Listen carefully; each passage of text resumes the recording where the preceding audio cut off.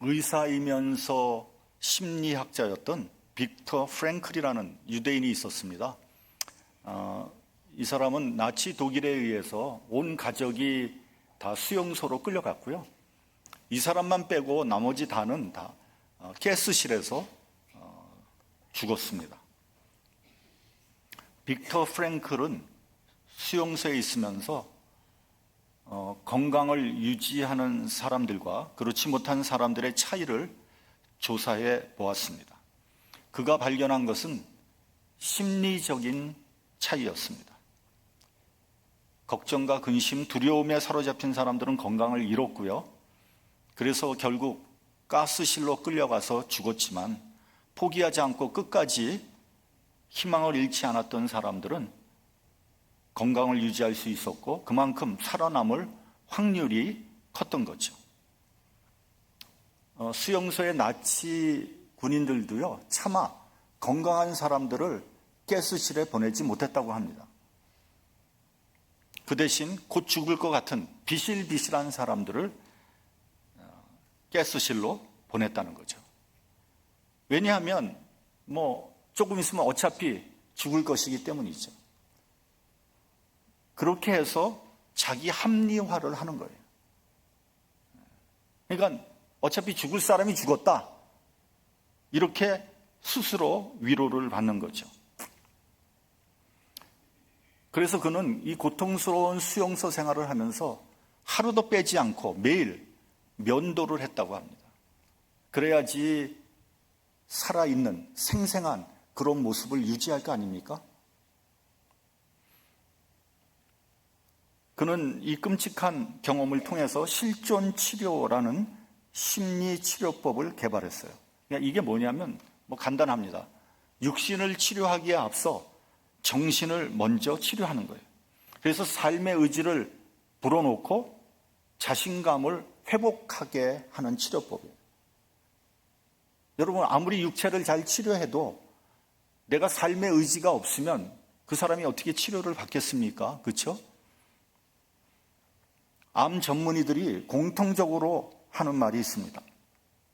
암 환자들이 암 때문에 죽는 것보다는 암에 대한 근심과 걱정, 두려움 때문에 질의 겁을 먹고 죽어가고 있다는 거예요. 영국에 아서 랭크라는 사업가가 있었다고 합니다. 이 사람은 사업을 하면서 늘 걱정과 근심을 했어요. 그래서 불안해요. 그러다가 하루는 아주 기가 막힌 묘안을 찾아냈습니다. 일주일 내내 근심, 걱정, 불안에 떨지 말고 일주일에 하루를 정해서 그날 집중적으로 근심과 걱정을 하자. 그날을 수요일로 잡았다고 합니다. 그러니까 수요일은 근심, 걱정을 집중적으로 하고 나머지는 편안하게 6일을 지내게 되는 거죠. 그러면 중간에 일어나는 근심과 걱정을 어떻게 하느냐? 그걸 이게 적어서 근심, 걱정, 함이라는 걸 만들어 거기다 집어넣었다는 거예요. 그리고 수요일이 되면 그 함을 열어서 그걸 끄집어내서 근심하고 걱정하는 거죠. 그런데 실제로 그렇게 근심하고 걱정하는 것들이 며칠이 지나고 난 후에는 대체적으로 해결이 되었든지 혹은 별로 중요한 문제가 아니라는 것을 깨닫게 되었다는 겁니다. 결국 그는 근심과 걱정이 시간이 지나고 보면 두려운 것도 아니고 중대한 것도 아니고 해결할 수 없는 것도 아니라는 사실을 알게 되었습니다. 2차 세계대전 당시에 그 전쟁으로 미군의 사망자가 한 20만 명 정도 되었다고 합니다. 근데 같은 시기에 약 200만 명의 부모들이 자식을 군대에 보내놓고 전쟁에 보내놓고 근심하고 염려하고 걱정하다가 심장마비로 죽은 사람이 200만 명 정도 되었다는 거예요. 그러니까 전사자가 20만 명인데 그로 인해서 근심 걱정하다가 죽은 사람이 200만 명이라면 10배나 되는 사람들이 더 많이 죽었잖아요. 그래서 여러분, 어떠한 전쟁이나 질병보다 더 무서운 것이 바로 근심과 걱정이 되는 거죠. 여러분, 심지어는 근심 걱정을 많이 하는 사람들은 충치도 많이 생긴다는 연구 결과가 나왔다고 합니다. 노스웨스턴 대학의 레오날 포스트 박사는 사람이 근심 걱정을 많이 하면요, 침 분비가 억제되고 그로 인해서 입속의 침이 중성화되지 못하기 때문에 충치와 입병이 생긴다는 거예요. 그래서 우리가 근심 걱정 많이 하면 이런 말을 하죠. 입술이 바짝바짝 타고 침이 마른다 하는 말이 바로 그 말이라는 거예요. 그렇게 되면은 충치가 많이 생긴다는 거예요.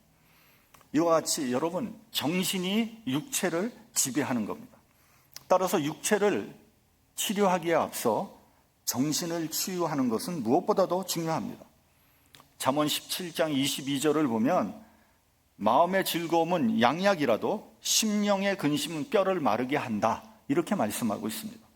우리 본문 28절을 같이 봉독을 하겠습니다. 본문 28절. 자, 시작.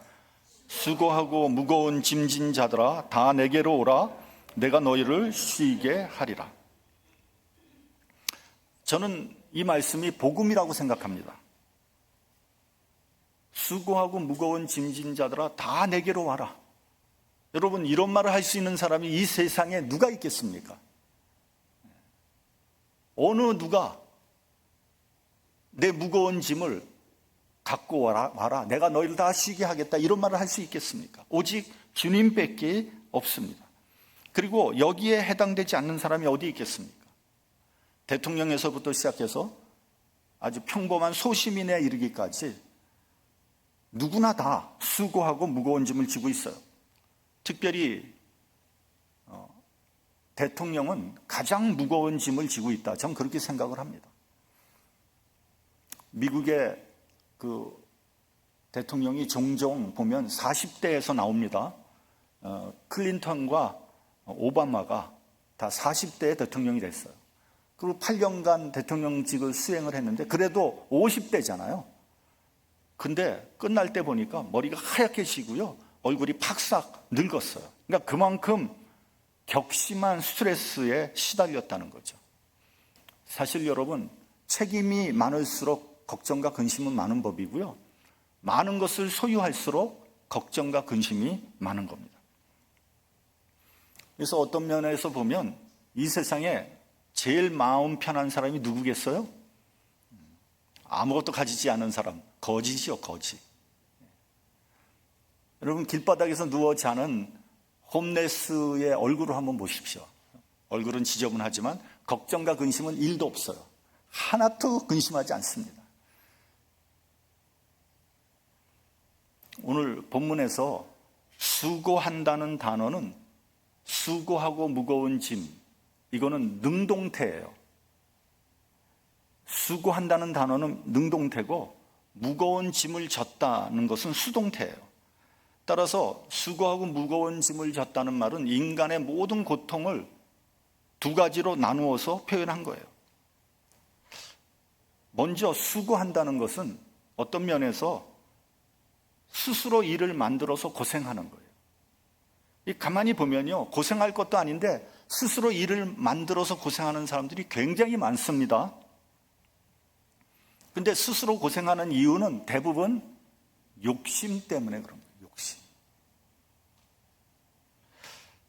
욕심 때문에 대부분의 사람들이 사서 고생을 합니다. 이런 예를 들면 잘 맞는지 모르겠습니다만 19세기에 영국에서 산업혁명이 일어났잖아요. 그래서 물동량이 엄청나게 늘어났습니다. 그 모든 물건을 어디다 실었냐? 배에다 실었어요. 근데 이 사람들이 돈을 더 많이 벌기 위해서 짐을 산더미같이 실은 거예요. 그래서 어떻게 됐겠습니까? 많은 해난 사고가 난 거예요. 너무 많이 실어가지고 배가 가다가 그냥 침몰해가지고, 그래서 욕심으로 인해서 스스로 고통을 자초한 거예요. 그래서 생긴 것이 뭐냐면 적재 한계선이라고 합니다. 그러니까 배에다가 적재 한계선을 긋고 짐을 실으면 거기까지 배가 내려가면 거기서 스탑하는 거예요. 더 이상 못 싣는 거예요. 2014년에 일어난 세월호 사건의 정확한 원인은 아직 밝혀지지 않았지만 그 중에 유력한 원인 중에 하나가 뭐냐면 과적입니다. 과적. 너무 많이 실은 거예요. 배가 급격하게 선회하면서 그 과적된 짐이 한쪽으로 몰리면서 배가 균형을 잃고 침몰했다고 합니다. 만약에 이것이 사실이라면 인간의 욕심 때문에 생긴 사고인 거죠. 이거 스스로 짐을 진 거예요. 둘째로는 무거운 짐이라는 것은 자의로 지는 것이 아니라 타의에 의해서 지어진 짐을 뜻하는 거예요. 내가 약하기 때문에 어쩔 수 없이 지게 되는 거예요. 원치는 않지만 약자이기 때문에 부득이하게 지는 짐, 이런 짐이야말로 정말 무거운 짐이 아닐 수 없죠. 여러분, 역사적으로 우리나라는 약소국이었습니다. 늘 주변 강국의 눈치를 봐야 되는 그러한 나라였어요. 그래서 생긴 게 뭡니까? 사대주의예요. 사대주의. 사대 외교. 여러분, 사대주의 그러면은 그 나쁜 건 아니에요. 왜 그러면 그건 살기 위한 방편이거든요. 그렇게 하지 않으면 못 사니까. 그래서 여러분, 우리나라에서 일어난 전쟁을 한번 보십시오. 전부 다 주변 나라들의 역학관계 때문에 일어난 거예요. 우리나라에서 일으킨 전쟁은 역사상 없습니다. 여러분, 임진왜란을 보십시오. 평화로운 조선에 느닷없이 일본군이 침략을 했잖아요.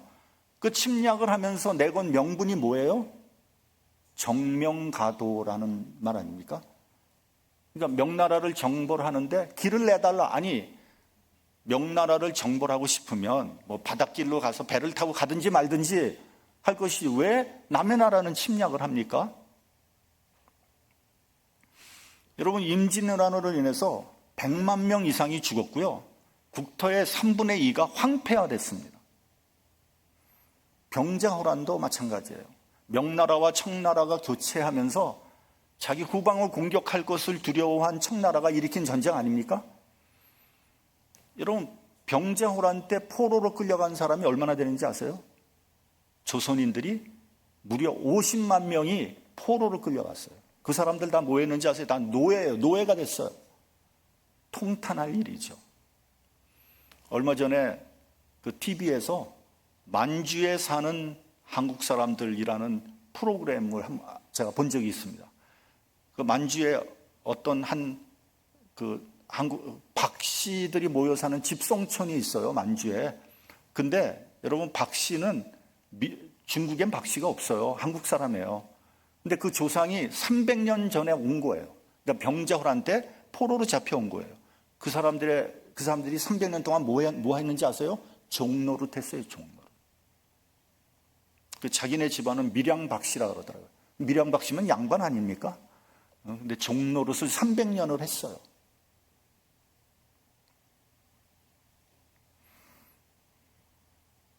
근래에 일어난 청일전쟁이나 러일전쟁을 보십시오. 말 그대로 청나라와 일본이 싸우고 러시아와 일본이 싸웠잖아요.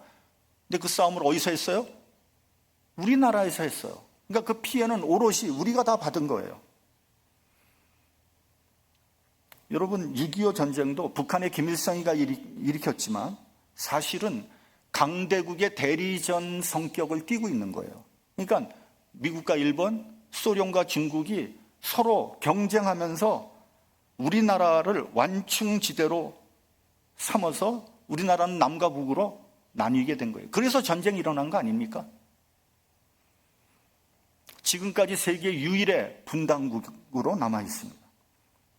약소국이기 때문에 당하는 비극이에요. 지고 싶지 않은 무거운 짐을 지고 있는 거예요. 지금 우크라이나도 이와 비슷합니다. 전문가들은 말합니다. 러시아는 질 수 없는 싸움이고 우크라이나는 이길 수 없는 싸움이라는 거예요. 우리들은 다 우크라이나가 이기기를 원하죠? 천만의 말씀이요. 절대 못 이기는 싸움. 우크라이나는요, 서방의 나토와 러시아 사이에 끼어 있는 나라예요.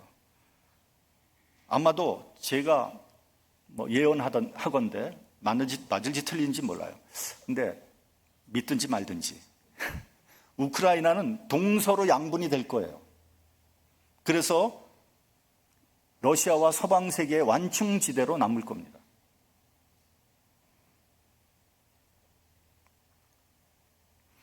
그 통에 죽어나는 것은 우크라이나 국민들이에요. 수많은 사람들이 이미 죽었고요. 국토는 초토화됐고요. 엄청난 피해를 입었어요. 왜냐하면 전쟁은 순전히 다 우크라이나 땅에서 진행되니까요. 절대로 러시아 쳐들어가지 못합니다. 절대로 러시아에 폭탄 못 터뜨립니다. 왜냐, 그렇게 되면 3차 대전이 일어날 가능성이 있기 때문에 못하게 하는 거예요. 미국도 못하게 하고 서방 세계도 못하게 하는 거예요. 푸틴이 그걸 알고 있어요. 이 모든 것이 다 인간의 욕심과 죄 때문에 일어나는 고통이죠. 그러한 짐진 자들을 다 내게로 오라 그랬어요. 그러면 내가 너희를 쉬게 한다고 했습니다. 이건 주님의 약속이에요. 그렇다면 이 약속이 이루어졌습니까? 일단 당시 이스라엘 상황을 한번 살펴보도록 하겠습니다. 정치적으로는 로마의 식민지였어요. 경제적으로는 수탈을 당했고요.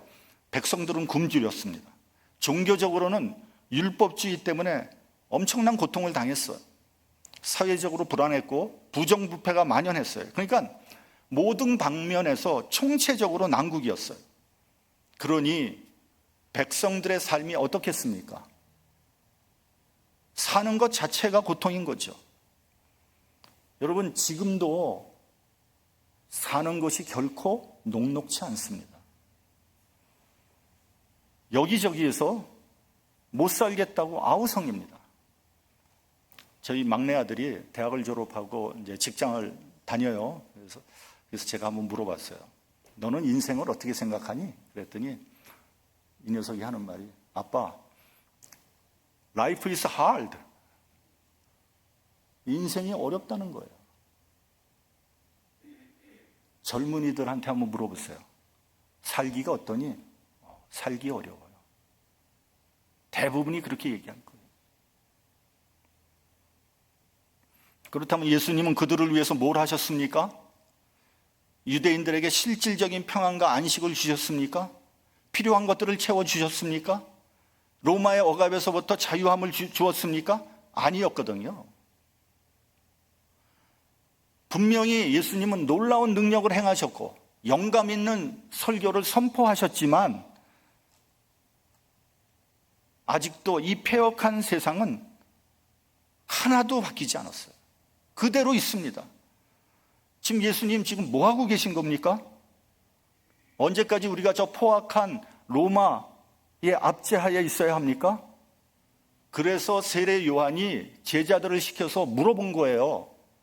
오실 그이가 당신 맞습니까? 아니면 우리가 다른 사람을 기다려야 합니까? 당신이 메시아 맞습니까? 세례 요한도 헷갈린 거예요. 내가 예수에게 세례를 베풀 때 분명히 하늘이 열리고 하늘에서 성령이 비둘기같이 내려온 것을 내가 봤는데 지금 예수는 뭐 하고 있는 것인가? 메시아라면 메시아다운 일을 해야 하지 않을까? 언제까지 죄인, 병자, 문둥이, 창녀, 세리 이런 사람들과 같이 돌아다닐 것인가? 별 볼 일 없는 사역만 할 것인가? 그런 사역을 해서 언제 세상이 바뀌겠는가? 언제 메시아가 다스리는 강력한 왕국을 만들어서 로마로부터 해방될 것인가? 답답한 노릇인 거죠. 그러면 예수께서 쉬게 한다는 뜻은 무엇입니까? 도대체 뭘 쉬게 하겠다는 겁니까? 이것은 다분히 개인적이고 영적인 뜻을 가지고 있는 거예요. 여러분, 먼저 내가 평안을 누려야지 세상이 평안할 거 아닙니까? 나부터 평안을 누려야 되지 않겠습니까? 근데 먼저 쉼을 얻기 위해서 다 내게로 오라고 했어요. 여기서 오라는 것은요, 행동적인 순종을 요구하는 거예요. 그래서 우리는 주님께로 가야 합니다. 갈까 말까 눈치 보고 나한테 유리하면 가고 나한테 불리하면 가지 말고 이러면 안 되는 거예요. 계산해 보고 갈까 말까? 안 됩니다. 여러분들도 신앙생활 하면서 내가 예수님의 말씀을 순종하는 게 유리한지 순종하지 않는 것이 유리한지 안 됩니다. 절대로 그래서는 평안을 얻을 수 없어요. 여러분의 영혼이 쉼을 얻지 못합니다. 뒤도 돌아보지 말고 즉시 가야 돼요. 내가 처해 있는 상황에서 내 고정관념에서부터 나의 잘못된 생각과 습관과 잘못된 행동으로부터 떠나서 주님께 가야 되는 거예요. 오라는 것은요, 마치 제자를 부를 때와 같이 오라고 하는 거예요. 주님께서 베드로를 부를 때 나를 따르라 했을 때 베드로는요, 모든 걸 두고 갔어요. 그물, 배, 가정 다 놔두고 주님을 따라갔습니다. 바로 이러한 순종을 의미하는 거예요. 그렇다고 여러분 가정 다 버리고 주님을 따르라는 얘기는 아니에요. 그러나 여러분은 주님을 따르기 위해서 뭘 버리고 있느냐는 거예요. 하나도 버리지 않고 이것도 내가 차지하고 주님의 평안도 차지하고, 천만의 말씀이요. 그래가지고 평안을 얻을 수 없어요.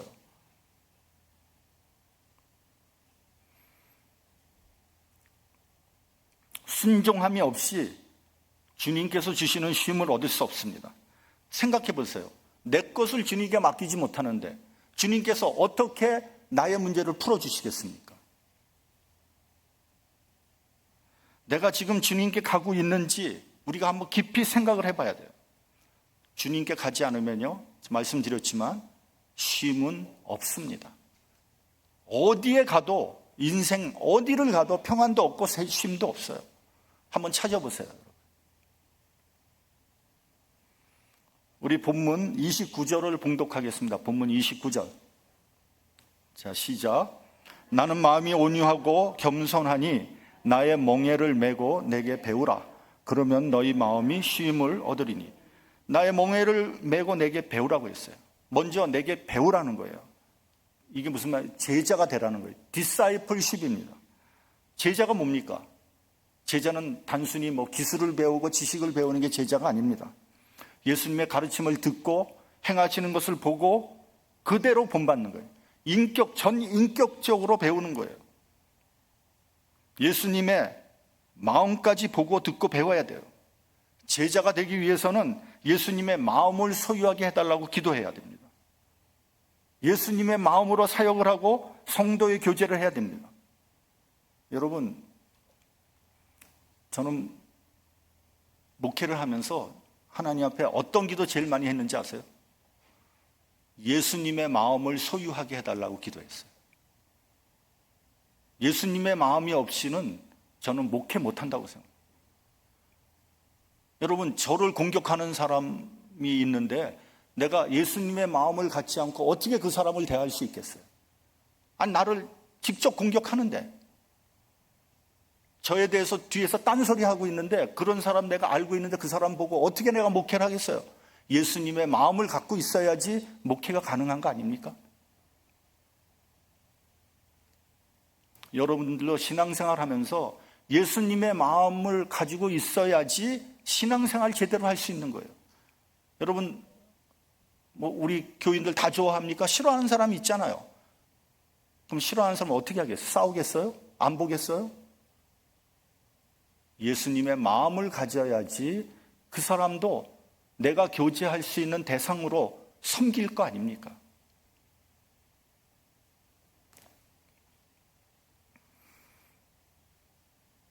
예수님의 마음이 있어야 겸손할 수 있고요, 사랑할 수 있으며 긍휼한 마음을 가질 수 있는 거예요. 그러니까 순전히 내 마음 내 뜻대로 하니까 제자가 못 되는 거죠. 제자는커녕 성도도 못 되는 거예요. 제자가 되어야지 비로소 평안을 얻을 수 있는 거예요. 두 번째로 나의 멍에를 메라 그랬어요. 여러분, 멍에라는 거 여러분 다 아시죠? 소나 말에 목에 이렇게 걸쳐서 수레를 끌거나 아니면 쟁기를 끌게 만든 나무로 만든 도구 아닙니까? 너의 무거운 짐을 내려놓고 나의 멍에를 함께 매자는 거예요. 여러분, 예수님의 멍에가 뭡니까? 예수님의 멍에가 뭐죠? 십자가예요, 십자가. 고난당하고 수욕을 당하고 수치를 당하고 곤욕을 당하고 십자가 지셨어요. 이것이 예수께서 매신 멍에예요. 이 멍에를 같이 지자고 하시면서 뭐라 그러셨냐면 내 멍에는 쉽다 그랬어요. 아니, 십자가를 지는데 쉽다니요. 근데 여기서 쉽다는 말에 원어의 뜻을 보면 몸에 잘 맞는다는 의미예요. 몸에 잘 맞는다. 여러분, 소도요, 멍에를 지는데 목에 이렇게 잘 맞게 만들어줘야지 소가 무거운 짐을 뭐 끌든지 수레를 끌 거 아닙니까? 이게 잘 안 맞으면 어떻게 끌겠어요? 예수님의 멍에가 쉽다는 말은요, 잘 맞는다, 적합하다, 가볍다, 심지어는 기쁘다라는 뜻이 있어요. 그러니까 여러분, 이 멍에는 억지로 지는 멍에가 아니라 기쁨으로 지는 멍에예요. 예수님과 함께 지는 멍에라면 기쁨으로 질 수 있다는 거예요. 여러분, 주의 사역을 하면 기쁨이 있어요. 어떤 사람이 열심히 교회 사역을 합니다. 생기는 거 하나도 없어요. 오히려 자기 돈 쓰고 자기 몸으로 열심히 봉사를 해요. 그러면 짜증 날 것 같잖아요. 근데 그 사람 얼굴 보면 얼굴에 기쁨이 넘칩니다. 이것은요, 은혜 받지 못한 사람은 절대로 이해 못합니다. 왜 그럽니까? 주님께서 주시는 기쁨과 감격이 있기 때문에 하는 거예요. 여러분, 이 세상에 누가 내 돈 쓰고 내가 몸 써가면서 헌신하고 봉사하겠습니까? 어떤 미친 사람이? 근데 예수께서 그런 기쁨과 감격을 주니까 열심히 하면 할수록 더 기쁨이 나는 거죠. 예수께서는 내일 십자가를 지셔야 하는데 제자들에게 이렇게 말씀하셨습니다. 요한복음을 보면 평안을 너희에게 끼치노니 곧 나의 평안을 너희에게 주노라. 내가 너희에게 주는 것은 세상이 주는 것 같지 아니하노라. 너희는 마음에 근심도 말고 두려워하지 말라. 여러분, 내일 십자가 지신다고요. 근데 예수님의 마음에는 참 평안이 있었어요. 마지막으로 본문 30절 우리가 같이 몽독하겠습니다. 본문 30절. 자, 시작. 이는 내 멍에는 쉽고 내 짐은 가벼움이라 하시니라. 내 멍에는 쉽고 내 짐은 가볍다. 왜 주님의 멍에는 쉽고 가벼울까요? 첫 번째로 아까 말씀드린 대로 주님께서 함께 지시기 때문에 가벼운 거예요. 여러분, 우리말에 배찍장도 맞들면 낫다라는 말이 있잖아요. 혼자 하는 것보다 둘이 하면 훨씬 쉽게 일을 할 수 있다는 거죠. 교회 사역도요, 혼자 하면 지칩니다. 그러나 동역자가 함께 하면 쉽게 할 수 있어요. 여러분, 그래서 어떤 분이 혼자서 이렇게 일을 하고 있으면 여러분들 가서 도와주시기 바랍니다. 아무 말 없이 도와주시면 그분 열심히 주의 사역할 수 있고요, 기쁨으로 할 수 있게 되는 거예요. 그래서 예수께서도 제자들을 파송하실 때 둘씩 보낸 거예요. 같이 멍에를 지라는 거예요. 하물며 예수님께서 함께 멍에를 지시겠다는데 무슨 일인들 못하겠습니까? 특별히 힘들고 어려운 사역을 할 때 주님께서 함께 하십니다. 그러므로 두려워하지 마십시오. 담대하십시오. 주님께서 세상에서는 너희가 환난을 당하나 담대하라, 내가 세상을 이기었다고 하셨습니다. 저는 목회를 하면서 특별히 개척 목회를 시작하면서 한 10년 이상 힘들고 어려운 일들, 고통스러운 그런 순간들을 많이 겪었습니다.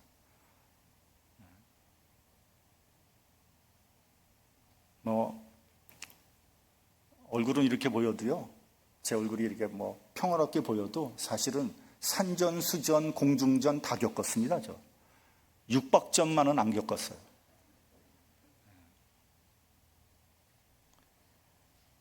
지금 이렇게 생각해 보면 그때 그 어려운 고비를 어떻게 넘겼나, 그때 내가 어떻게 참았나, 이런 생각이 들어요. 근데 분명한 것은요, 이게 내 실력이나 내 능력으로 넘긴 것이 아닙니다.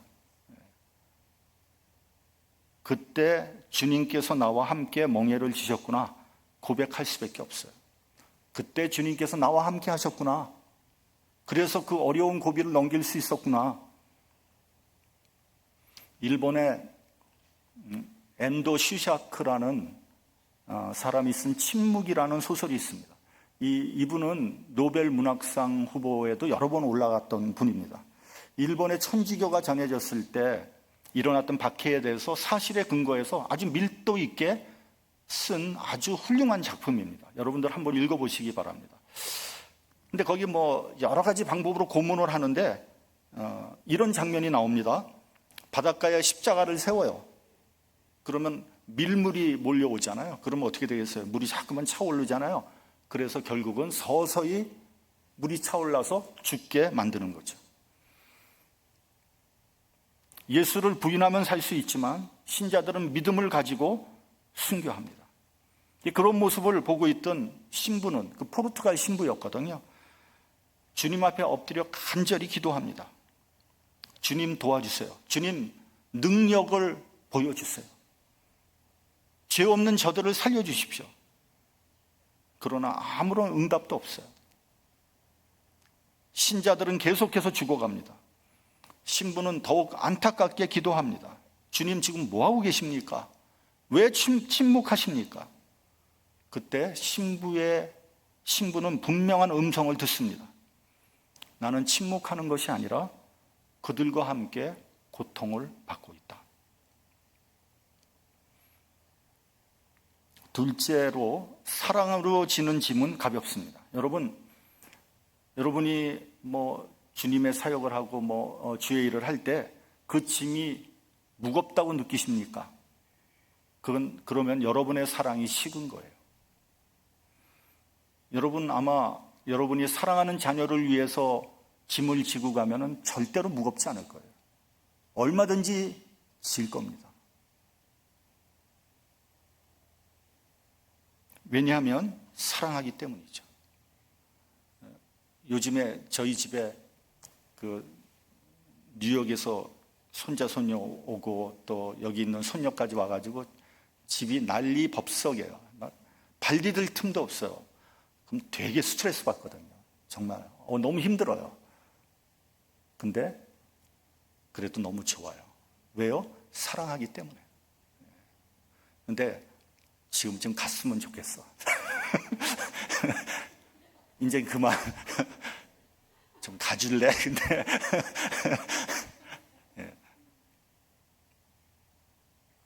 사랑하기 때문에 사랑으로 지는 짐은 무겁지 않아요. 둘째로 죄사함을 받고 은혜 받은 사람은 짐이 가벼워요. 반대로 죄의식 속에서 죄의 짐을 지고 있는 사람은요, 아무리 가벼운 짐을 져도 무거워 죽을 지경이에요. 짜증납니다. 여러분이 지고 있는 짐이 무겁다고 느낄 때, 짜증이 날 때 내가 받은 은혜를 다시 한번 되돌아보시기 바랍니다. 주님께서 나를 위해서 십자가 지셨다는 것을 인정한다면 불평할 수 없죠. 감사함으로 짐을 질 수 있습니다. 네 번째는 소망이 있는 사람은 짐이 가볍습니다. 지옥과 같은 삶을 살고 있는 사람은요, 별것도 아닌데도 무거워서 견딜 수 없습니다. 하늘나라 소망을 가지고 있다면 고난이 온다고 할지라도 얼마든지 극복할 수 있습니다. 피곤하지 않습니다. 심지어는 죽음 앞에서도 담대할 수 있습니다. 여러분이 진 짐이 무겁다고 느끼십니까? 소망이 있고 약속이 있다면 결코 무겁지 않습니다. 죄의 짐을 벗어버리고 은혜 안에 거할 때 삶의 짐이 가벼워집니다. 짐이 없어지는 게 아니에요. 가벼워지는 거예요. 그리고 내 짐을 무조건 다 주님께 맡기는 게 아니에요. 주님과 함께 멍에를 같이 지는 거예요. 그렇게 살 때 여러분의 삶이 기쁘고 행복하고 보람이 있게 되는 거예요. 여러분 모두가 주님 안에서 참 평안과 안식의 삶을 누리시기를 주님의 이름으로 축원합니다. 기도하겠습니다.